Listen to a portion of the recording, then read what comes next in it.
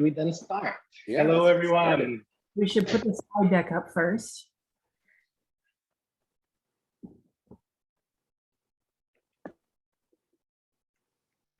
All righty. Hello, everyone. So thank you very much for joining us today. We are super lucky to be in such an amazing event today. And there are so many amazing multinational large companies at the summit. We also wanted to share with you the impact of what a small group of people at a small company can do. Today, we'll be sharing about the power of partnerships in pride and creating bridges through collaboration. But first, we'd like you to meet our team. Well, I'm Gans, my pronouns are he, him, and in my native language, which is Spanish, él. I am a client experience manager at SweetRush, and I live in Costa Rica. A couple of years ago, I got engaged to my now husband, Ale. And this was possible thanks to the recent legislation that allowed same-sex marriage in Costa Rica. This journey truly inspired to be increasingly involved into how could we further impact the community inside and outside our workspace. In SweetRush, I found the opportunity to make a change through heartfelt collaborations. And today, I'm super proud to share a story. Over to you, Pampa. Hello, my name is Juan Pablo Flores. My pronouns are he, him. I'm a production manager here at SweetRush. I live in Cartago, Costa Rica. I became involved in Costa Rica's LGBTQ activism scene about 10 years ago, and that experience moved me to look for ways to incorporate activism into my everyday life, and obviously that includes my work. And thankfully, here at SweetRush, I have plenty of opportunities to do that and to mix up my interests and in my work. That's one of the reasons I'm here. I'm very happy to be here. Now I'll give you my lovely colleague, Heidi.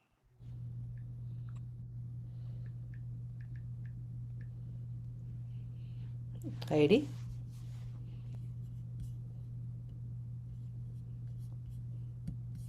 Well, sure, I'm on mute because I said all my best stuff now, so sorry, everyone. So I am Heidi Bruins Green. My pronouns are she, her. I'm a learning experience designer with SweetRush. The title essentially means that I create training. I joined Partners in Pride just as soon as Gans and Wampa started it. I was so excited. It's been a really different experience here from the first ERG I was in. It was called Gable, and it's at Procter & Gamble. I've seen how much a group like this can impact a company's culture. It took a lot longer at P&G though, because that was more than 25 years ago that we were creating Gable from scratch with very few role models. Now our ERGs know what we're doing and we can jump in and we get a lot of buy-in from leadership. So I've been involved with Out and Equal since the 90s. In fact, 20 years ago this week, I met my now husband, James, at the summit in Cincinnati. The same year, I began leading workshops on bisexuality, which was the first bisexual workshop at the summit. So that was a really momentous year for me.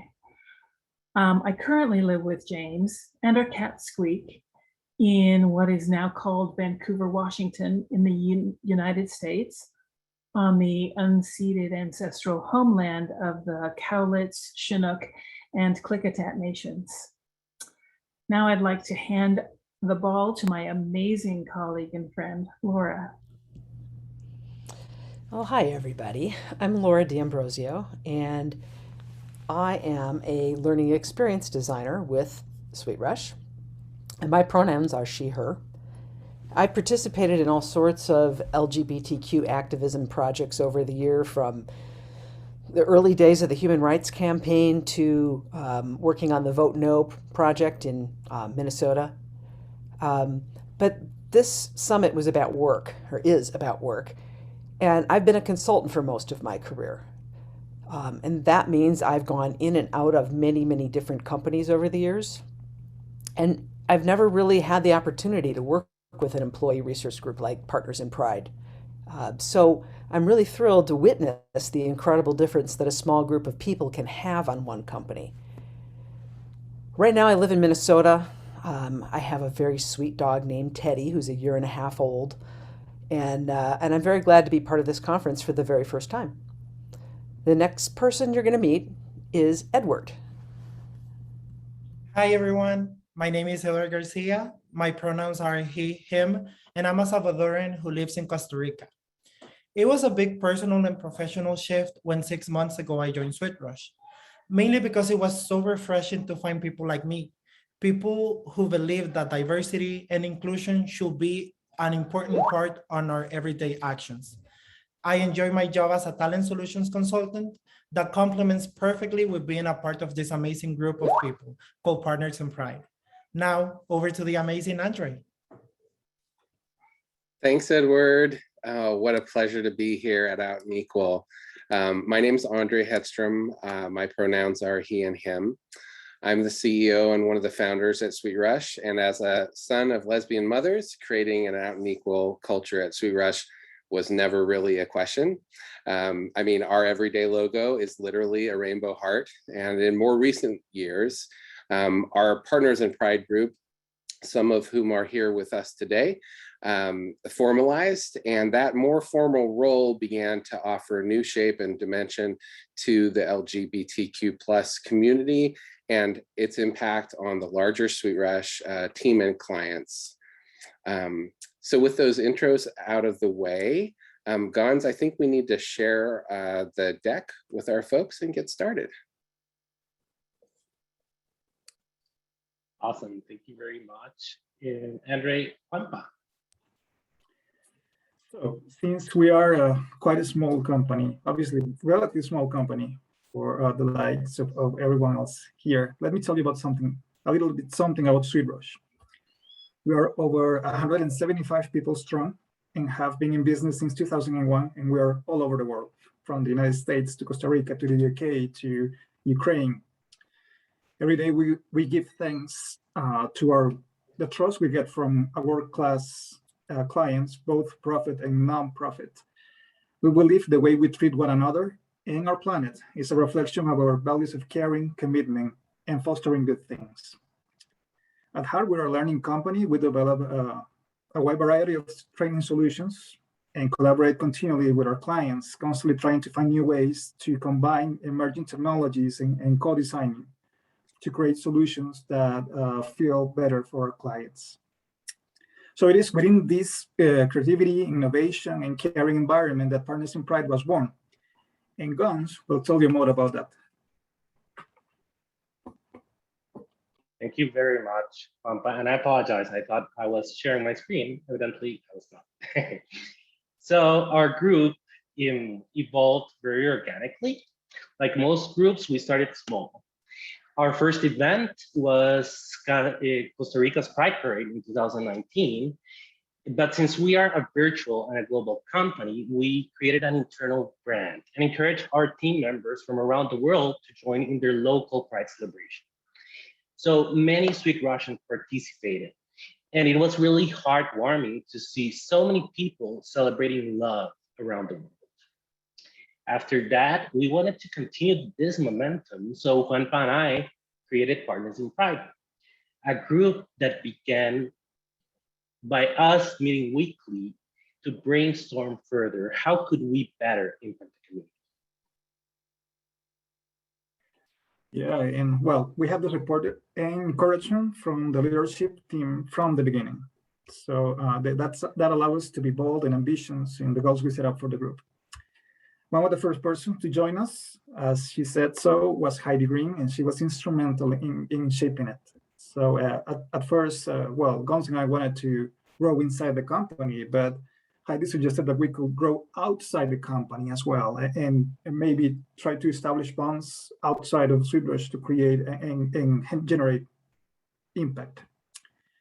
And SweetRush has always had a passion for reaching out, and that's how we got our first project. I will tell you more about that one later on. as time went on, other colleagues joined Partners in Pride, and they brought their own ideas. We always been a group that in which people feel welcome, and they add their own ideas and they bring their own projects, and that has allowed us to have a very busy agenda all year long with projects and initiatives going on all the time. Back to you, Gons.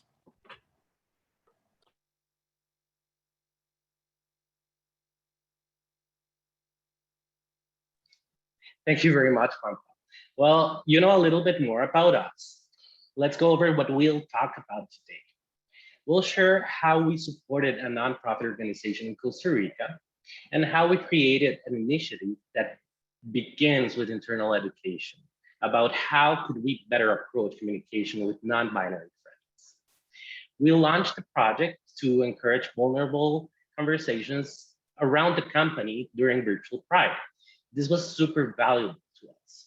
Finally, we'll share how we supported our clients and how thoughtful ideation allowed us to make a difference. And this is only the beginning. Pampa, here you go. Thank you, Gons. So let's talk about that first project. When Project Partners in Pride was formed, we talked about the possibility of going beyond Pride celebration and initiatives. And we were encouraged from the start and from the top to do that, to be able to create more impact outside of SweetRush. So right after our first Pride activity, we set ourselves to look for projects that we could work on from our area of expertise. Now let's go into the next slide, please. So this is us actually participating in Costa Rica's 2019 Pride Parade. This is some members of the team, many from Partners in Pride, some others from the rest of the company. So around October 2019, I was invited to give a lecture about project management at the university I graduated from, the University of Costa Rica. One of my old classmates and friend teaches several classes there, and she invited me to speak at 2 different classes. When I was talking to her students, they told me how they were combining their voluntary work, which is a requirement here to graduate, with the specific projects for that class. And one of these projects was to help from a communication point of view, a certain LGBTQ plus non-governmental organization called Casa Rara. I asked about this specific project and what was their nature, and I was immediately drawn to it. My friend told me that Casa Rara would probably need more help because students were about to graduate and their collaboration will end. So they will still need more help along the way. Let's go to the next one, please. What is Casa Rara? Rara is a Costa Rican non-profit organization that fosters LGBTQ plus children who, for many reasons, find themselves thrown out of their houses or endangered in their own environment. So they offer a safe space to the kids. And the organization is validated and supported by Costa Rica's National Agency for Children's Safety, called PANI. But they not just offer a safe space and a house for them, they also train them and give them talks about self-esteem and how to deal with harassment and how to deal with bullies and how to report abuse if and when they experience it. By the way, Casa Rara means odd or strange house, and they choose that name because it reflects the different variety of people that they help. So how was our relationship with them? How did it start? But before we could approach Casa Rara, we needed to present the project to the team at large. And they all loved it, obviously, because it's kind of the things that speaks to our hearts. This was our first project as a business resource group, and we were very excited about it. And the leadership team thought it was a great project to start, and they just asked us to treat it with the same care and dedication that we will with any other of our commercial partners. So we contacted the Casa Rara team to introduce ourselves and meet them and discuss their needs. And well, the chemistry was there from the start. They loved us, we loved them. So it was just sparkles from the very beginning. In that initial meeting with Casa Rara, they told us that their primary need was to get a functional website running. So people in organizations could be informed of their work, and they could get people involved and possibly get some donations as well. The Casa Rara team also wanted the site to work as a beacon for other teams across the country because they are focused on the main, the Central Valley of Costa Rica, but they wanted to reach out to all parts of the country. So that meant that we had a challenge in our hands because we needed to create a site that could cater to both audiences, both the children that need help and also organizations and people outside that could bring donations and help them in any way. They didn't have a lot of branding materials when we started the project. So one of our amazing designers from the marketing team, Irene, helped us develop a completely new set of original branding materials, one that reflects the unique spirit of Casa. Marketing wasn't the only team that helped us out. We also get a lot of help from the instructional design, the creative and graphics team, and the quality assurance team. So that, as they say, it takes a village. You know, there is a lot that goes into making a well-designed site that communicates well. And so we created this new very nice site for Casa Rara, which you can visit at www.casarara.org. The site is complete in Spanish, but please do check it out if you can. Okay, next slide, please. And so far, you've been hearing about us and our process, but now let's hear from one of the founders of Casa Rara, Roy Brenes.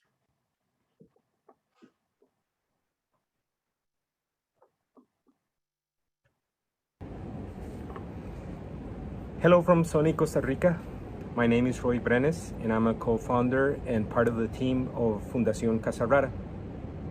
Casa Rara is a group that strives to provide a safe space to LGBTQ plus youth here in Costa Rica, whether they have issues with their sexual orientation or their gender identity, or have been abused both mentally or physically, or thrown out of their house. We strive to provide them with a safe space. Currently, we have 2 programs. Every 15 days, we meet with the kids, and we develop workshops for them. All of them geared towards improving their self-esteem and their skills. They can be things from arts and crafts to watching a movie, or how to safe navigate internet and social media. But it also gives them a sense of community and a sense of family. We say that we're a weird family, that we're here to help each other. Also, we have another program which is individual accompaniment. We assess every case, every person that comes to us, whether they have difficulty with some mental health issue. That's then we provide them with psychological therapy, or if they're being thrown out of their home and have nowhere to stay, we provide them with housing, with food, with the means and transportation in order to continue with their education, or whether it's physical health issue, we help with that. We've also been working with the PANI, which is the Costa Rican government agency in charge of youth and minors here, in order to develop policy that it's friendly to LGBTQ plus youth. Last year, it was a difficult year, but in terms of communication was very difficult with our kids, and the team at SweetRush helped us develop a website that it's comprehensive in order to say to them how to get help, and also with people who want to provide us or donate both their time or their resources. and we work with SweetRush in order to develop them. They had great empathy, and in record time, in a few months, we have that website up. So thank you very much for this space in order to tell what we do, and I hope we're all part of this big family, the weird family, which is Casa Rara. Thank you very much.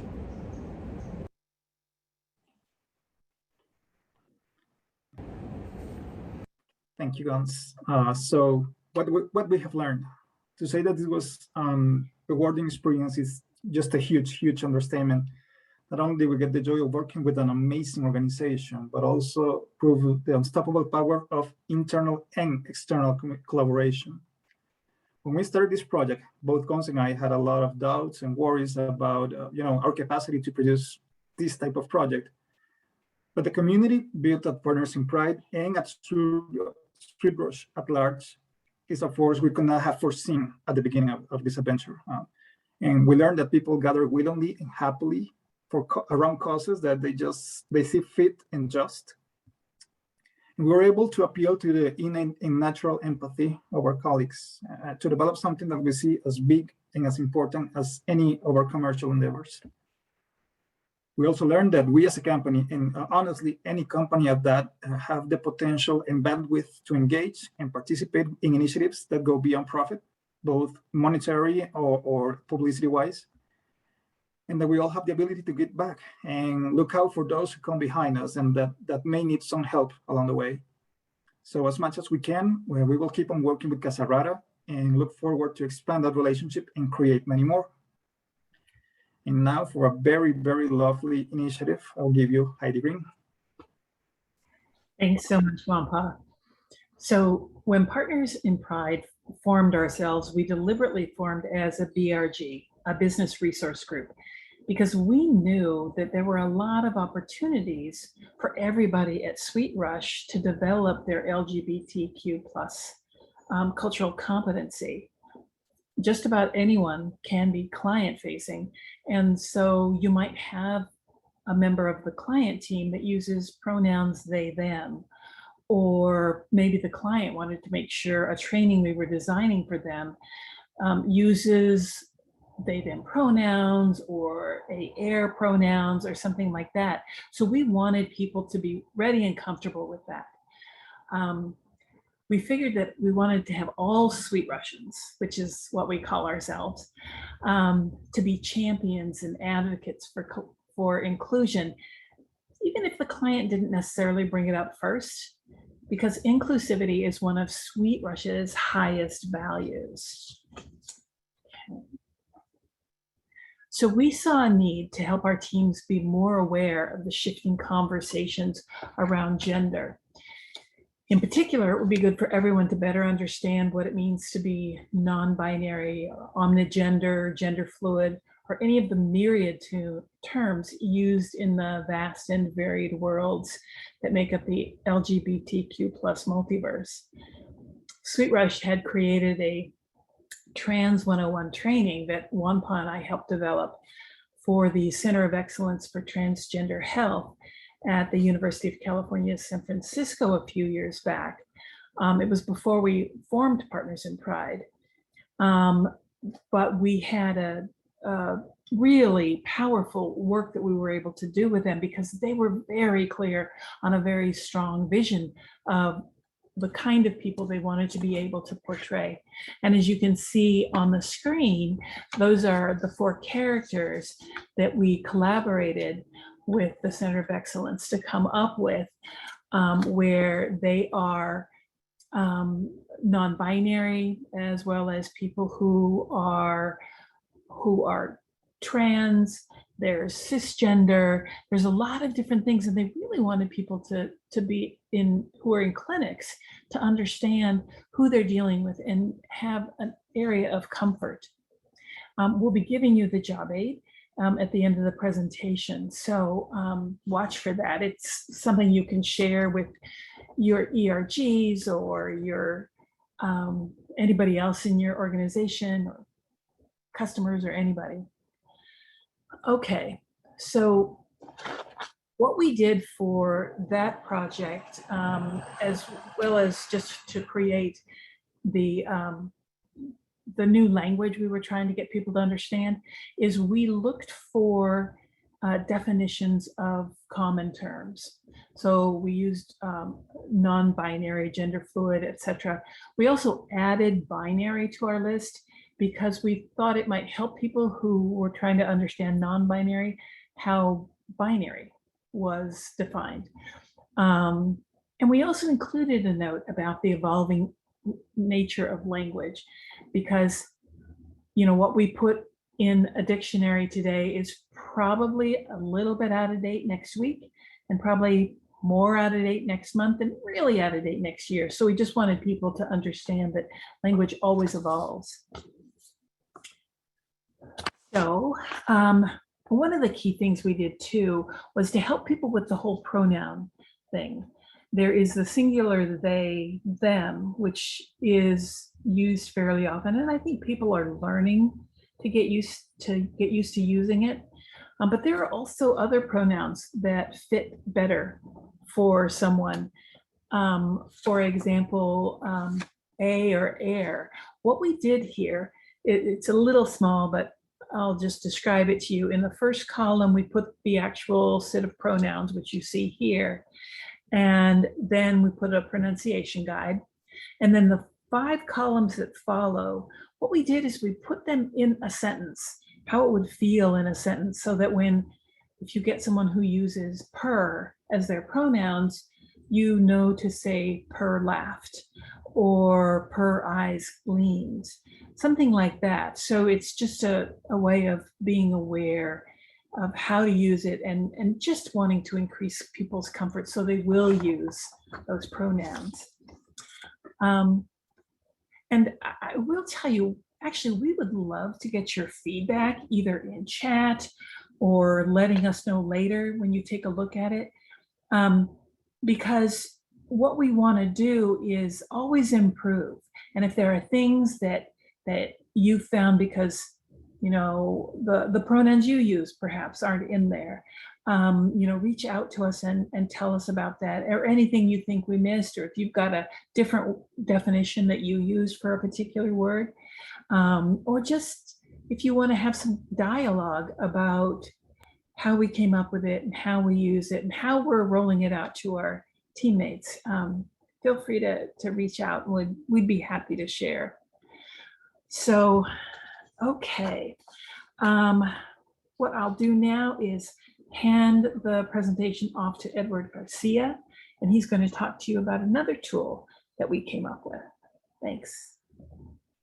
Thank you, Heidi, for sharing such an impressive insight on how we're growing our edges. Now, it's my pleasure to tell you all about one of the projects that we've been working on as Partners in Pride. A project that actually evolved into being a gift for people in and out our community. And yes, I'm referring to the 50 years of LGBT+ rights timeline. One of the core objectives of the Partners in Pride group is that we want to raise awareness through education about our community. For this reason, and because last year we were not able to attend the Pride Parade due to COVID restriction, we started thinking and planning if there was something that we could create that will celebrate our history as a community, but that will also educate our teammates. And that's basically how we come up with the idea of creating this timeline.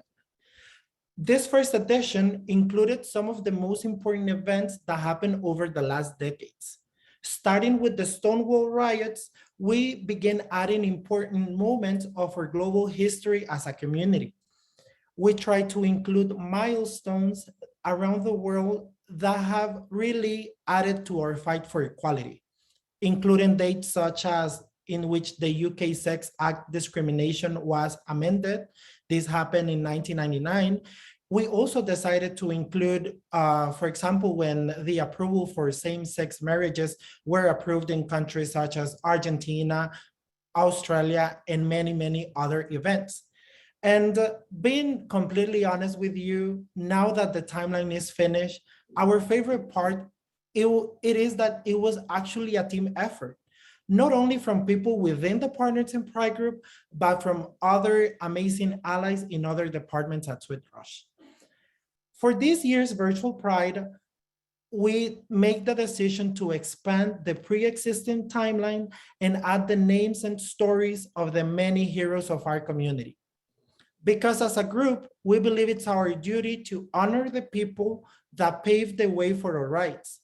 And let's be honest, LGBTQ plus members have made great contributions to world history. Yet often they are painted with a brush that doesn't recognize who they are, who they loved, or how they even identify themselves as. And we didn't want to overlook that. So we started a research process and started documenting the people who keep inspiring us to fight for our rights and who actually made the events on the previous timeline happen. And that was really amazing. Our newest version of the timeline included some of the most amazing individuals you all know, like Marsha P. Johnson and Harvey Milk, but we also provided a celebratory space to inspirational and amazing names such as Audre Lorde, Sally Ride, and many, many others. Now that we have finished with this upgrade, we discovered that we needed to do this to remind ourselves about the amazing souls that came before us. And we're grateful for the opportunity to let people outside our community know more about the legends that actually help us to embrace who we are. By the end of the session, I will be posting the link that will take you to this timeline that includes the events and that include our heroes. I really invite you to take a look and to review this valuable information. We really hope from the bottom of our hearts to have created a journey everyone can enjoy. And something that I would really like to add is that something that was really important to us, it was to add the sources from where we got the information from. We did this because of two reasons. First, we wanted to provide with the opportunity to people to read more about our history. If you click on a link that it's in the timeline, you will be directed to the place where we got that extract from. And you can keep learning about what was happening in that specific moment. And second, it was kind of a tribute or a shout out to all of the other efforts that are out there that are trying to captivate our history.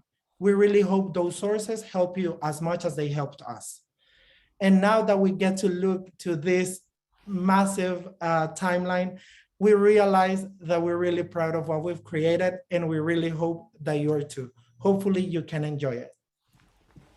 Now, finally, this just makes me more happy and more proud to tell you all about that these timelines will continue to grow. By now, all of you know that English is not my mother tongue, and a lot of the members in Partners in Pride are from countries in Latin America.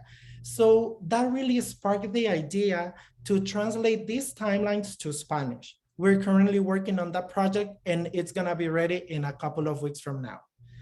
Plus, we will keep adding more information about moments and people that really marked our history. But something that really motivates us by doing this exercise is that we're keeping a look and we're keeping an eye for all of those new leaders that are inspiring us in the present. And who knows, maybe in a year from now, anyone on this call can be included on that timeline too. Now, Laura will continue to tell us about one of the great initiatives that we have during this year's Pride. Thank you. Thank you, Edward. That is just so wonderful. It's such a great project. And as you can tell, there's a lot of really talented people at SweetRush, and we've got a number of writers in SweetRush. So of course, writers have to get together and start to play with words every day. We do that to have fun. We do that to hone our craft. So there's a group of us that get together, and every day somebody posts a word prompt. So we'll take that word, we'll write a line, we'll write a story, we'll write a poem.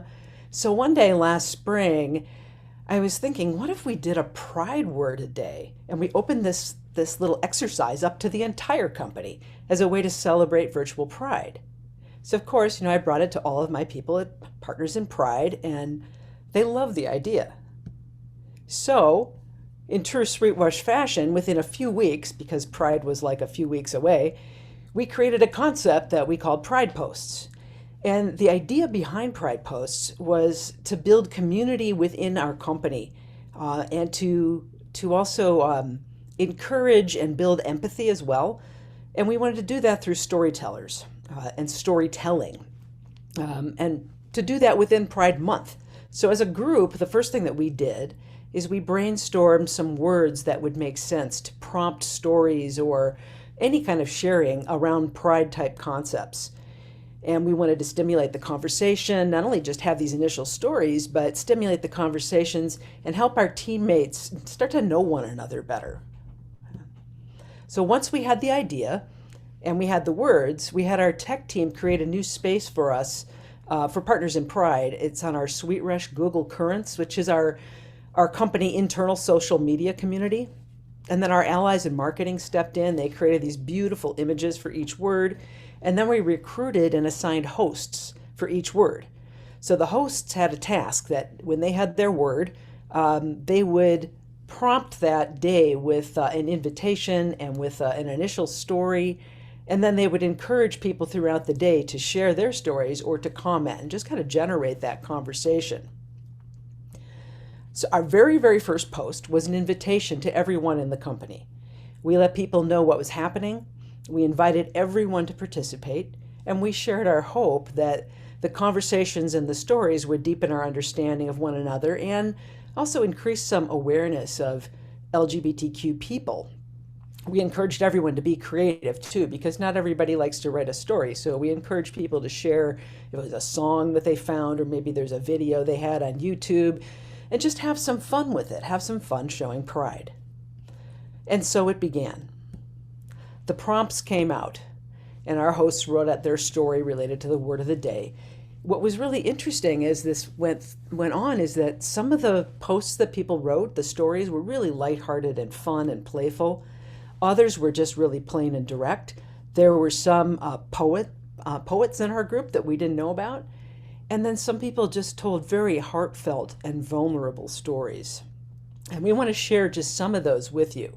So you're going to see little snippets here on the slide, but I'd like to read you just a little bit more. And keep in mind, these are even longer than what I'm going to share with you. One of our allies actually wrote, "This is the reason why I celebrate Pride Month ever since I can remember. No one should ever feel shame for wanting to be who they are or love who they want to love. Everyone should be proud of who they are because they are unique and should never have to fit in anywhere else." One of our Partners in Pride members wrote about the moment when it turned in my mind, when it clicked and I understood finally what I'd been missing about Pride, that none of us were unaware of the snark or the ridicule, that everyone around me had simply matured past caring, that they were just too busy being proud of who they were. One little piece from a beautiful story that ended with, "I only wish I could go back in time and visit myself and say, everything will change," because in fact, everything did change. And then lastly, from another story about family, I asked my aunt what Grandma Elisa would have thought of it. She looked directly at me and said, "She would have loved it. She loved you very much, you know. And she knew you were different." All I could say was, "She knew?" My aunt said, "Yes. She once told me that you were different, and one day you will form a different family." Now this was just the beginning, because from these stories then came the comments. These stories touched people deeply. Comments flowed in during the day that particular word was posted, but they also, as people kind of went into a social community, like how social media works, you can go in and look at the word from 15 days ago and make your comments. So while the comments came in during that day, they also came in throughout the month. Most of those comments, actually all of the comments, were heartfelt. They were moving. They were all supportive. And the other thing that happened is not everybody commented within our little community online. there were conversations that took place outside of Currents, whether that was on a Skype chat or an email or within a team meeting or just one-on-one. And we hadn't anticipated that. That was just, it was really beautiful. And here's an idea of the kinds of conversations that happen.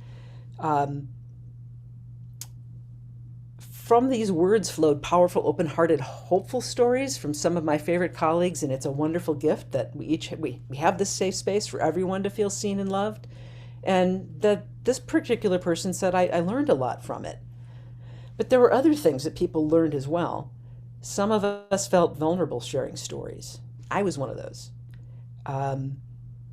I've been around, as I said in the intro, that I've been a consultant most of my career, so I've gone in and out of a lot of companies, and every single company and every single project is like, it's a brand new place, and it's a brand new decision about how much of yourself do you reveal. So I discovered that I had this fear of being, found out at work, and it came from those decades of wondering how safe it was to be my full self with every new project and every new company. So even as open and as welcoming as SweetRush is, I had to confront that and work through that long-held armor before I could share freely. But the beauty of a project like this that encourages storytelling and conversations is that that's possible. And when I kind of got to a place where I could, then I did share, and I had the same kind of feeling that everybody else. So ultimately, this was a great success for us at Partners in Pride and for SweetRush. We built community, we grew empathy, and we increased understanding and connections with our teammates. So yes, we're going to do this again next year as a way to celebrate. I don't know if it'll be virtual Pride or not, but still we'll do it for Pride Month. And we want to deepen the engagement and widen the number of people who participate. Even with this year's project, there were those of us in Partners in Pride who are working behind the scenes to encourage people. Now the word is out, so we're hoping that next year we can encourage even more conversations. So next up, Gans is going to return and talk about how Partners in Pride acts as a consultant on SweetRush projects. This kind of gets back to what Heidi was talking about, that we deliberately chose to be a business resource group. So Gans, back to you. Thank you very much, Laura. I feel so honored of being part of this initiative. It's just amazing, and it almost brought me to tears hearing those comments and stories again. And now we would like to share a little bit about how we discovered that we can create transformation through consultation. So we want to share a moment in our short history that made us realize the impact that we had as a group and as consultants to our clients. A very cherished client of ours and a partner had an e-learning course that they wanted to expand for the global audience. So we want to share what they asked for, how we helped, and what we learned about the client, about ourselves, and about the LGBTQ+ community.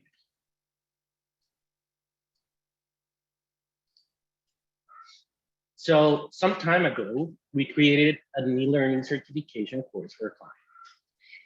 The overall experience prepares new managers for their new roles. It focused super strongly on humanitarian efforts and social justice, and it embraces diversity, equality, and inclusion. This course includes many characters, some of whom are part of the LGBTQ+ community.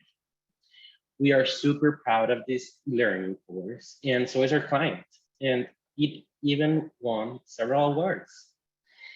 Our client was planning to release this course globally and wanted to make sure that it was safe for different cultures and countries where LGBTQ+ is against the law. Since the course included obvious LGBTQ+ characters and couples, this created a dilemma.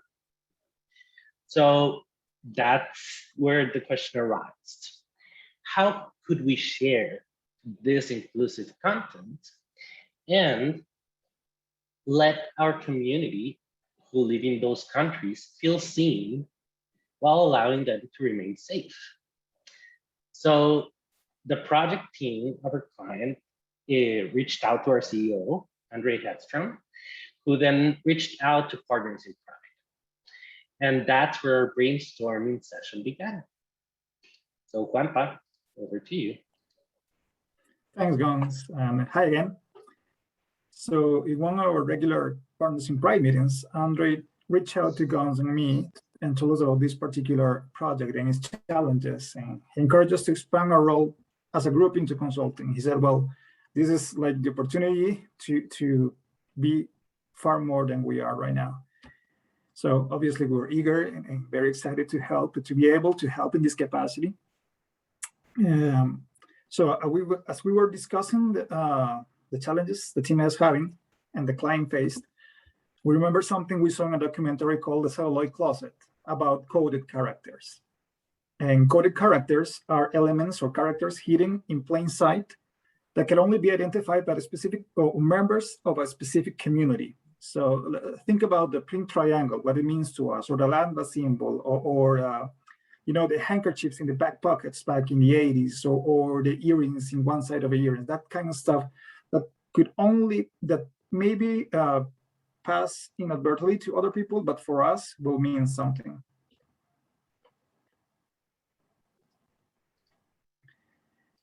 And so after that, Andre also consulted with Heidi.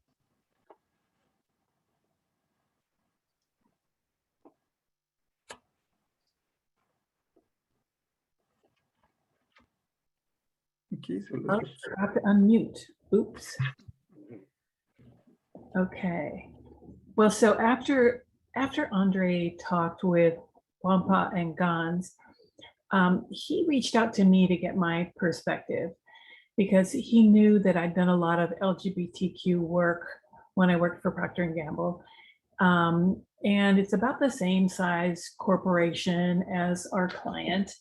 And so we thought, maybe I'd have some ideas. So once he explained the situation to me, I said, well, the important thing is that we not erase the LGBTQ plus people from the materials, because that would reinforce invisibility, something that's already, strong in some cultures. So as I thought about it, I said, well, what if we could use a more subtle approach of inclusion? Maybe we won't have LGBTQ plus characters, but we can still bring us in by adding LGBTQ A plus symbols into the course in place of bullets or punctuation or in background designs or something like that. Well, once I kind of got on this roll with Andre, he got a big grin and he's like, that's exactly what Wampa and Gons are talking about. And so we thought, this has got to be the way to go. If we're coming to the same conclusion from different angles, let's really get into this and explore it. And Andre took it to the client, and the client was like, yes, because they, people who had ordered this training didn't want that training to suddenly not be inclusive. And so the client was pretty excited about it, about what we talked about. So back to you, Wampa. It's actually John, back to someone.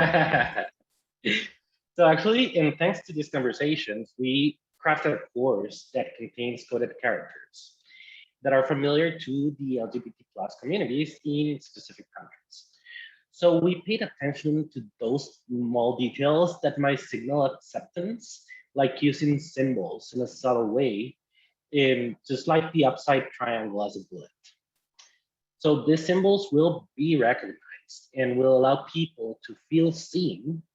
At the same time, it will not put anyone in danger. So with these small changes, we know our client has the potential to positively impact hundreds of lives while letting them know that they're not alone, and also creating a safe space for them. And now Andre, our CEO, will share some more about this. Andre? I just can't say how thrilled I was about that moment. It was as soon as the solution of coded characters or symbols came up, I immediately went back to, I was the only kid in the neighborhood whose home had a purple door, and whose mom's bumper sticker had a purple battle axe. And in that home, in the early 70s, in Arizona, Tempe, Arizona, there were coming out gatherings, places where my mom's facilitated a supported environment to for people to come out and start to learn about how to exist safely in the community that they were living in. So this just resonated so much with me, and I immediately wanted to call my moms and just let them know, like, can you believe this is happening? For content we're developing to support our community in parts of the world that it's not safe, to still find ways for them to feel seen and acknowledged as an integral part of their work community, even if that larger community hasn't yet discovered how amazing it is for people to be out and equal. So it was just such a gift to see this group who had worked so hard to start finding both internal and external expressions of our values and our gifts and talents, to be able to just bring that into one of our projects at a moment where the client and project team was just like not sure how to make it through this tricky little situation. So it was a true pleasure to have Partners in Pride rally around that content challenge. Back over to you, Gons.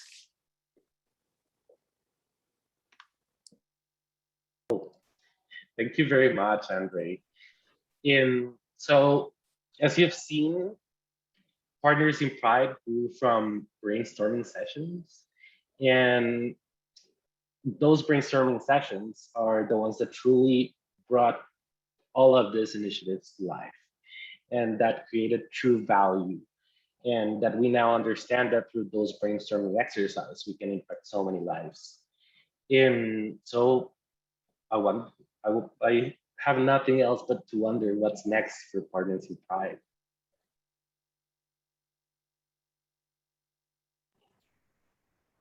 Heidi? Thanks, Gons. Well, after this week at the summit, I have to say we're definitely taking home a lot of ideas for things we might want to do and people we might want to partner with. One of the things we've already talked about is this idea of designing more training on a variety of LGBTQ plus topics for our internal teams and our clients, just to raise the bar, to help people learn and know more. We're also definitely going to be expanding the idea of sharing stories, like Laura was talking about, because that whole idea of building empathy, I've been seeing that in workshops that I've been to at the summit, that how key that is to creating community and increasing awareness. And we think that'll do that for those of us within SweetRush, as well as with our clients. And we might even like to take that to other groups, other marginalized groups, to increase that empathy and awareness. So that's one. Another one is we'd also like to create onboarding sessions for new and current employees to help them understand LGBTQ plus issues and let them know that SweetRush is a safe place to be your whole self, and that we encourage that, and we need all of your creativity, so we need all of you. Wampa, I think you had some ideas. Yeah, well, I think that overall, over these past 2 years, what we've learned is that we have opened the possibility for discussion and awareness to increase representation, not only internally within SweetRush, but also in our relationships with our clients. And the idea of mainly I think the main point of being out and proud is that you create this visibility for everyone to see, for everyone to get related, and lose that fear of connecting. Also, these efforts created more possibilities to have inclusive characters as part of future projects and start those conversations from the start of the projects and offer that type of content for everyone else in case they want it. Or maybe some don't know that they want it or need it right now, but they can learn to. And that's part of the consequences and the benefits from all this experience. I also spontaneously volunteered us to create a job aid to roll out the Word program because I saw how much everybody was loving that. So I think we'll follow up with that, and anyone who wants to receive that, feel free to reach out to us. I saw that, and I've been taking note, Andre. Awesome. Well, we still have a couple of minutes for some questions, but before we wrap up the session, we wanted to share with you some items that we have. One is the Beyond the Binary job aid, which is on the files section of this session. We've also placed on the chat the link to the timeline of heroes, as well as the link to casarada.org. And we want to leave you with the idea that we can all impact lives and make a difference through brainstorming. And what we've shared here today is exactly that, in love and collaboration, and brings together trying to make a better world. So I don't know if there are any questions in the chat.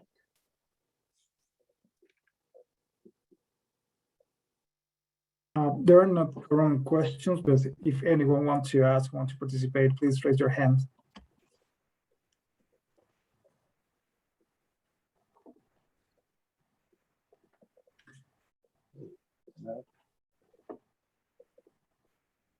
Thank you very much, Sunita, and thanks everyone. It feels great to see so amazing comments. Some people aren't seeing the link for the timeline. Could we repost that both in the Zoom chat and also on the Yes, Paddlebook I chat? just posted. All right, he's on it. Yes, it's live now. Okay. And also, we are posting our LinkedIn contact information too. So if I've been kind of grabbing everybody's emails, those of you that have said that you want information, but if we've missed you, please connect with us on LinkedIn, and we'll make sure we get you either something that we're developing or anything that we've posted here. Right. And we also have on the back of the job aid, we also have contact information that you can reach us there too. We'd also say anyone who's looking to set up a group like Partners in Pride, or has a group that they think is working on similar work in the world, we're happy to come join a panel or a group discussion, and or happy to have you come join us. Thank you so much for sharing the space with our big rainbow heart and our friends at Partner in Pride. Thank you, everybody. That's a great idea, I think, Andre. And if people want to think that there might be some things we could collaborate on with your ERGs, that would be great, because that would make us better. Yeah.